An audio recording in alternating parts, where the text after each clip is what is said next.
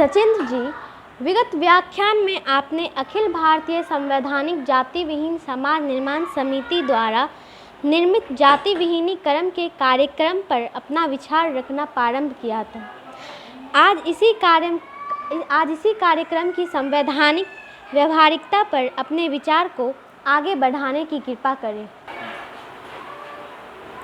सृष्टि सुलभ जी, विगत व्याख्यान में मैंने कुछ बड़े बड़े राजनेताओं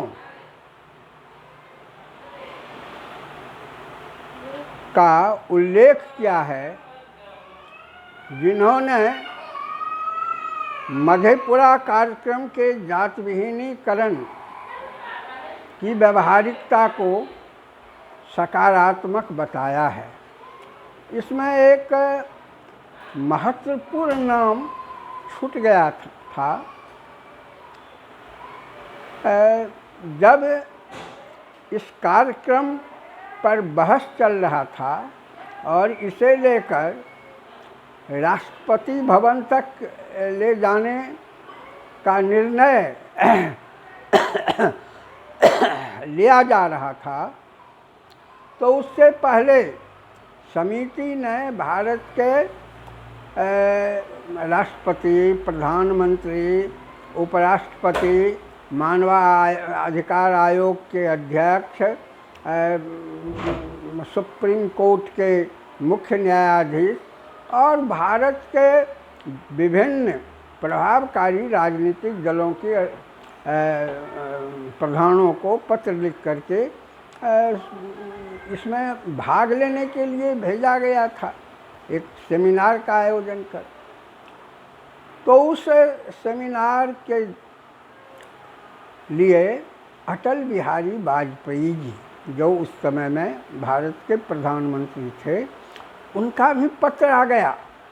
उन्होंने भी इस सेमिनार के विषय पर बड़ी प्रशंसा जाहिर की और कहा जो इसे सफल बनाया जाए। विजय नारायण मिश्र, जो बिहार के शिक्षा विभाग के बड़े ही अच्छे विद्वान हैं, उन्होंने भी इसकी सराहना की है। तो इस तरह से इसकी व्यवहारिकता पर बहुत सारे लोगों का विचार आया है। अब आज देखिए, जो कैसे आर्थिक आधार दे करके जात विहीन समाज का निर्माण किया जा सकता है। तो समिति ने कार्यक्रम में कहा है, पहला बिंदु है ये कि भारत सरकार संविधान की धारा 5 के अंतर जितने भी विवाह करने योग्य युवती और युवक हैं, उनके नाम से 5-5 लाख रुपया प्रति व्यक्ति भारत के राष्ट्रीय बैंक में जमा करें। वैसे युवती और युवक के नाम से जो विधिसंगत ढंग से अंतर्जातीय, अंतर्वर्गीय, अंतर जनजातीय और अंतर धार्मिक सांप्रदायिक विवाह करने के लिए तैयार करें। विवाहोपरांत ही उन्हें यह रकम 100 बरस के लिए फिक्स डिपॉजिट में डाल दिया जाए। इसके परिलब्धि से दंपति अपना जीवन यापन करेंगे और श्रेष्ठ जीवन के लिए अपनी योग्यता, क्षमता, अभिरुचि के अनुसार समाजोपयोगी श्रमों को अंगीकार करने के लिए स्वतंत्र रहेंगे। तो ये पहला विचार है कि भारत सरकार को करना है। अब इसी का दूसरा बिंदु है कि ऐसे युवक और युवती को भारत सरकार संविधान की धारा 5 के तहत जात विहीन भारतीय नागरिक का प्रमाण पत्र निर्गत करे और इन्हें संविधान की धारा 341 से मुक्त कर दें। वो जो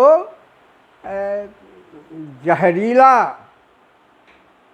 हो गया है समाज, घृणित और प्रासंगिक और विद्रूप, इससे सामाजिक आर्थिक मुक्ति पाने के लिए उसे आर्थिक आधार देने के बाद संविधान की धारा 5 के तहत जात विहीन नागरिक का प्रमाण पत्र निर्गत करें। कोई भारी बात नहीं है, बड़ी आसान बात है। अरे जाओ तुम अब इस कुंभपाक नरक से मुक्त हो गए और तुम्हें आर्थिक आधार पर हम 5 धारा में ले आए, भारत का लोकतंत्र स्वस्थ हो गया। अब इसका तीसरा महत्वपूर्ण बिंदु है कि अभी जो आरक्षण का संवैधानिक प्रावधान है, भारत सरकार ऐसे युवक युवती, देशभक्त युवक युवती को जो जात विहीन समाज निर्माण के लिए आगे आए हैं, इनको आरक्षण की सुविधा दी जाए, आर्थिक आधार भी दिया जाए और आरक्षण की सुविधा भी दी जाए प्राथमिकता के आधार पर। जो जात में रहेंगे उनको बाद में दीजिए, पहले इन देशभक्त युवक युवतियों को दीजिए जो एक रक्त संबंध आधारित राष्ट्रीय समाज बनाने के लिए आगे आ रहे हैं। तो और उनकी संतान को इस आरक्षण की परिधि से बाहर निकाल दीजिए। आज जो पुष्ट दर पुष्ट रामविलास पासवान, जगजीवन राम जी जैसे लोग आरक्षण का लाभ उठा रहे हैं और उसी तरह से मंडल कमीशन में भले ही क्रीमी लेयर लगा दिए, लेकिन आरक्षण का लाभ तो उन्हीं धनी लोगों को हो रहा है जो पहले से ही सामाजिक, शैक्षणिक और सांस्कृतिक रूप से विकसित हैं। बहुत कम लोग ऐसे होते हैं भाग्यवान जिन्हें प्रथम पुष्ट में ही वो पढ़े हैं और ये आरक्षण के प्रावधान से आगे आ गए हैं। फिर भी अम्बेडकर बाबा साहब ने भी कहा कि आरक्षण कोई मूल परिवर्तनकामी संवैधानिक प्रावधान नहीं है, ये अनंत काल तक चलने वाला नहीं है। और जब रिजर्वेशन वाली बात आई है एमएलए एमपी के लिए पार्लियामेंट में और विधानमंडल में, तो वहाँ पर तो कह दिया गया है कि 50 साल के अंदर ये प्रावधान ख़त्म हो जाएंगे, लेकिन अभी तक ये प्रावधान चल रहा है। और मार्कंडेय काटजू साहब जो सुप्रीम कोर्ट के जज रहे हैं, उनका कहना है कि तो वोट बैंक बन गया है जात व्यवस्था। अब जात व्यवस्था तो अब कोई सकारात्मक स्थिति में नहीं है, ये पूर्णतः नकारात्मक व्यवस्था बन गई है। तो इस व्यवस्था के लिए, अंत के लिए यही है कि उनकी संतान को हम आरक्षण की परिधि से बाहर कर दें। अब समिति की समझ है कि भारत सरकार जात विहीन समाज निर्माण के लिए एक राष्ट्रीय कोष का निर्माण करे, संवैधानिक कोष का, और उसमें पैसा डाले कोष में। इसी कोष से जात विहीन समाज का निर्माण किया जाए। 5वां सुझाव है समिति का कि भारत सरकार संविधान की धारा 338, इसकी धारा 340 और इसकी धारा 29 के तहत 29 को एकताबद्ध करके और इसका अभिवर्धन करे और इसके तहत जात विहीन समाज निर्माण आयोग का गठन करे। अरे 338 धारा में शेड्यूल कास्ट कमीशन है, शेड्यूल ट्राइब कमीशन है, 340 धारा में बैकवर्ड कमीशन है और 29-30 धारा के अनुरूप सच्चर कमीशन, सच्चर कमेटी जैसी चीज़ है, माइनॉरिटी वाला। तो इस तरह से जो जात में हजारों जातियों में विभाजित कर रखने वाला कमीशन सब है और खूनी समाज में खूनी संघर्ष चलाने वाला है, ये जो प्रतियोगात्मक समाज बना दिया है, इसे सहयोगात्मक समाज बनाने के लिए एक राष्ट्रीय आयोग का गठन करे। समिति के निर्णयानुसार जब 6 जुलाई 2000 ईस्वी को तत्कालीन राष्ट्रपति डॉक्टर KR नारायणन जी को मधेपुरा कार्यक्रम की प्रति हस्तगत करवाई गई थी, तो उन्होंने कहा था कि you are on noble mission and I support you. तो ये समिति अखिल भारतीय संवैधानिक जात विहीन निर्माण समिति भारत के प्रथम ऐतिहासिक समिति है जो भारत की जात व्यवस्था को राज्य व्यवस्था मानती है और इसे समाज मूलक ब्राह्मणवादी व्यवस्था नहीं मानती है। इससे पहले किसी भी समिति ने या कोई भी व्यक्ति ने यह नहीं कहा कि भारत की जात व्यवस्था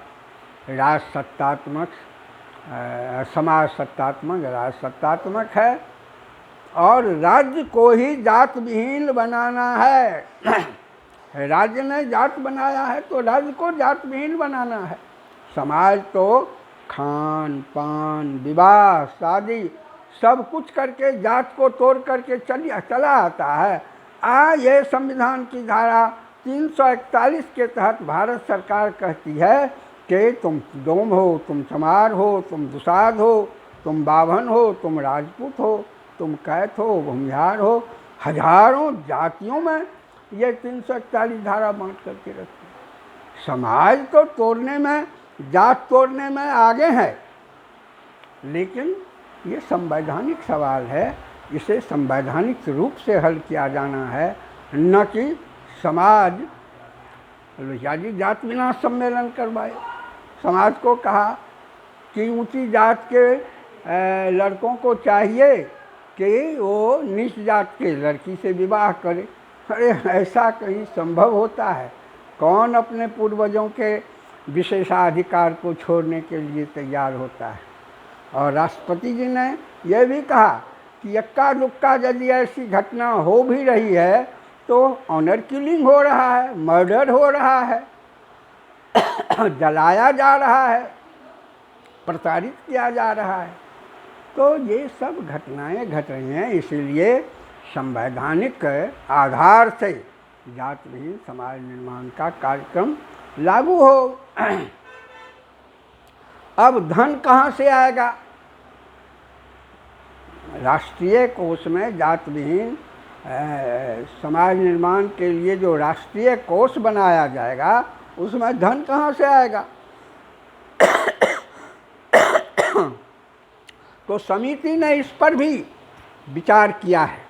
समिति का सुझाव है कि ये जो बड़े बड़े राजनेता भ्रष्टाचारी सब जनता के पैसा को लूट करके स्विस बैंक कहाँ ये चुरा चुरा करके रखे हुए हैं, ये सारे पैसे को ला करके राष्ट्रीय नवीकरण कोष में दे दिया जाए,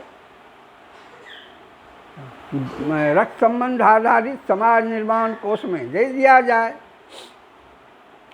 फिर नौकरशाह भी यही कर रहे हैं, उनके धन को भी जब्त किया जाए। तो ये पहला अरबों खरबों में है।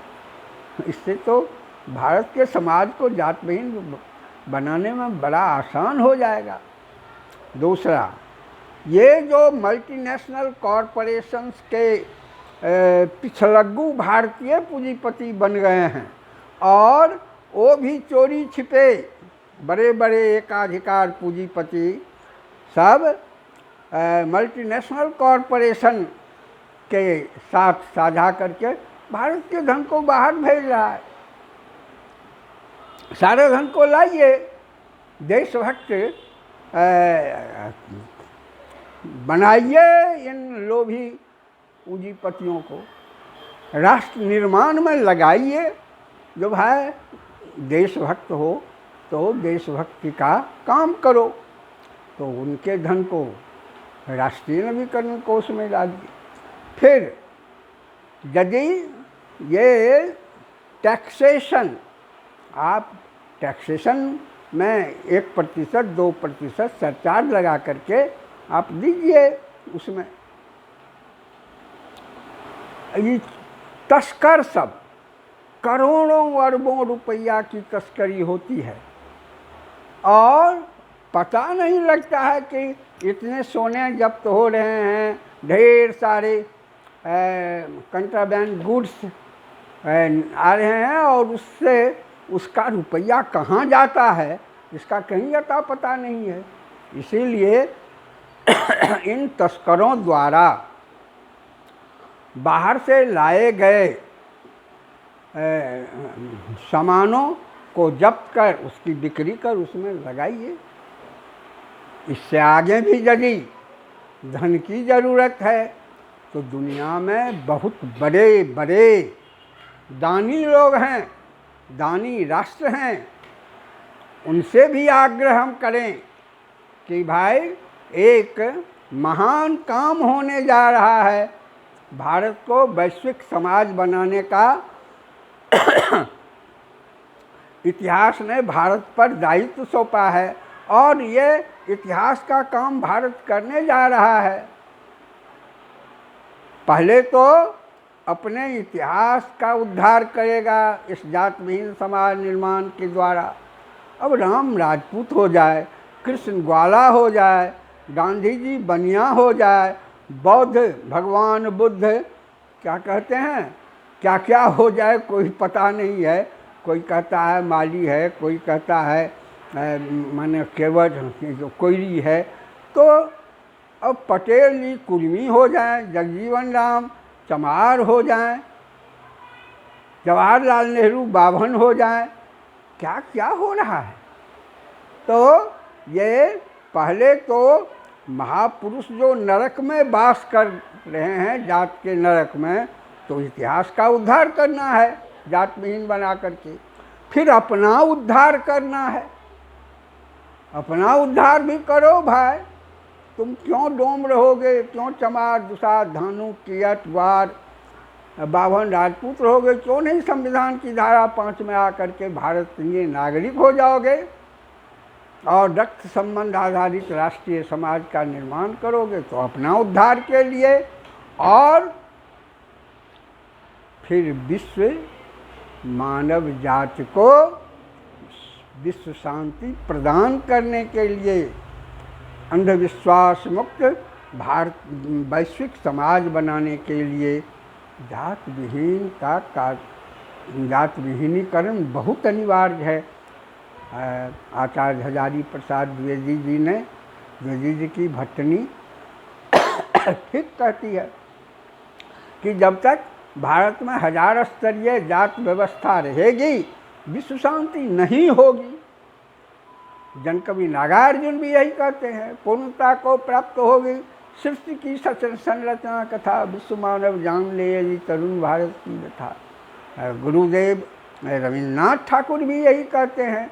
क्या ये गुलाम और मालिक, ये जनतांत्रिक युग में तो ये सब सवाल हल हो जाएंगे यदि जात विहीन समाज निर्माण कोष का गठन दुनिया भर के दाताओं से भी मांग करके किया जाएगा। भाई दीजिए इसमें धन, और देने के लिए तैयार होंगे।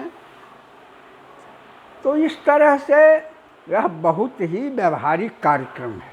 हाँ, है क्या, जो ये राजनेता सब, भारत के यथास्थितिवादी राजनेता सब इस मार्ग पर चलने के लिए सोचते भी नहीं है। श्रीमद् भगवद गीता एकदम दो टूक शब्द में ऐसे भ्रष्ट राजनेताओं और का चरित्रांकन करते हैं। क्या कहते हैं?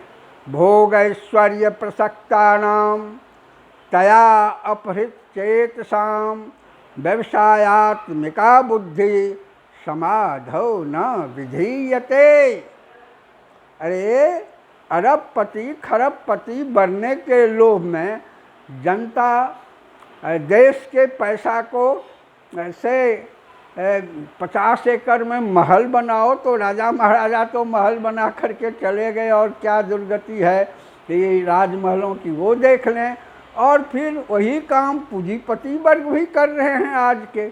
महल दो महल नहीं, हजार हजार महल वाला बना रहे हैं, उस पर हवाई जहाज उतारने का काम है, पुल है, क्या क्या क्या क्या अनैतिक काम कर रहे हैं। जनता भूखी है, गृहविहीन है, और ये भारत के पूंजीपति घोर अन्याय कर रहे हैं। तो इसलिए ये कार्यक्रम बहुत ही व्यवहारिक है और संवैधानिक है। इतना ही नहीं है, ये जो मधेपुरा कार्यक्रम है जात विहीन समाज निर्माण समिति की, ये मशीनी कमाई, अकूत मशीनी कमाई का वैज्ञानिक बंटवारा है। नीड बेस्ड सोशल डिस्ट्रीब्यूशन, आवश्यकता आधारित सामाजिक वितरण प्रणाली है। और तेन तक तेन भुंजी था पर लागू है। तेन तक तेन भुंजी था, आप उपभोक्तावादी नहीं बने, आवश्यकता के से अधिक धन संग्रह न करें। और जुगीन आवश्यकता, ये नहीं है कि आप सतयुग की आवश्यकता बलकल पहनने रहिए और पर्णकुटी में रहिए। आज सुंदर घर हो, सुंदर वस्त्र हो, सुंदर वैज्ञानिक उपकरण से लैस परिवार हो, ये सब जुगीन आवश्यकता है। और इन आवश्यकताओं की पूर्ति इस तरह के सामाजिक वितरण प्रणाली से हो जाता है। तो ये मशीन की अकूत कमाई का वैज्ञानिक बंटवारा है। जातीय समाज, जातीय उत्पादन और सेवा प्रणाली मानव मशीनी उत्पादन और सेवा प्रणाली है। प्राकृतिक प्रचुरता को सामाजिक प्रचुरता में लाने के लिए ये अपरिवर्तनीय सामाजिक श्रम के द्वारा जात बनाई गई है। तो अब मशीन ने इस जातीय आर्थिक आधार को ख़त्म कर दिया है। सामाजिक श्रम जो था पहले, मानव सामाजिक श्रम, मशीनी श्रम, वो समाप्त हो गया है। अब तो धातु के मशीनी श्रम आ गए हैं। Electronization, automization, computerization, robotization, remote control system जैसे श्रम के औजार पैदा हो गए हैं, और वे अकूत धन पैदा कर रहे हैं। और इसी अकूत धन के लूटपाट के कारण दुनिया भर में आतंकवाद, क्या क्या क्या क्या भ्रष्टहंता और अशांत बना हुआ है संसार। तो क्यों नहीं भारत की जात व्यवस्था को जात विहीन बना दिया जाए और विश्व में रचनाधर्मी शांति को आणविक सैया पर से उतार करके विश्व भ्रमण करने योग्य बना दिया जाए। यही है अखिल भारतीय जात विहीन समाज निर्माण समिति, संवैधानिक समाज निर्माण समिति के जात विहीनकरण का व्यावहारिक मार्ग है।